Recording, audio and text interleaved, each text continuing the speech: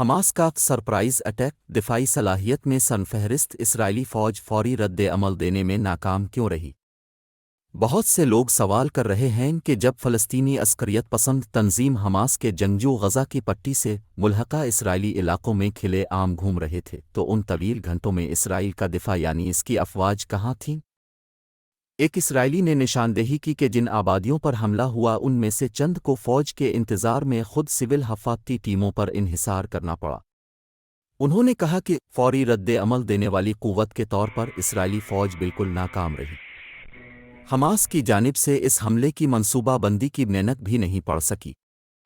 ایسا لگتا ہے کہ حماس نے طویل مدت تک دھوکے سے یہ تاثر دیا جیسا کہ وہ کسی قسم کا حملہ کرنے کی صلاحیت اور خواہش کو بیٹھی ہے۔ اس کے علاوہ حماس نے اسرائیلی خفیہ اداروں سے یہ راز چھپانے کے لیے شاید اس حملے کے بارے میں منصوبہ بندی کے دوران پیغام رسانی کے لیے الیکٹرانک آلات کا بھی استعمال نہیں کیا۔ اس کے بعد غیر معمولی برق رفتاری اور وسعت کو بطور ہتھیار استعمال کیا گیا۔ ہزاروں راکٹ داغے گئے اور اس کے ساتھ ساتھ اسرائیل کی جانب سے غزہ پر نظر رکھنے کے لیے نصب آلات پر ڈرون حملے بھی کیے گئے۔ سیکیورٹی رکاوٹوں میں دھماکوں اور گاڑیوں کی مدد سے 80 سے زیادہ مقامات پر راستہ بنایا گیا۔ گلائیڈرز اور موٹر سائیکلوں پر سوار تقریباً 800 سے 1000 مسلح افراد سیلاب کی طرح غزہ سے نکل کر اسرائیل میں متعدد مقامات پر پھیل گئے۔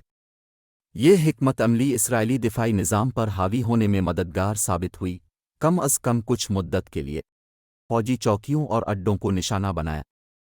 یہ امر بھی حیران کن ہے کہ چند فوجی چوکیوں پر اتنی آسانی سے قبضہ کر لیا گیا اور تصاویر میں دیکھا گیا کہ اسرائیلی ٹینک تک حماس کے قبضے میں تھے۔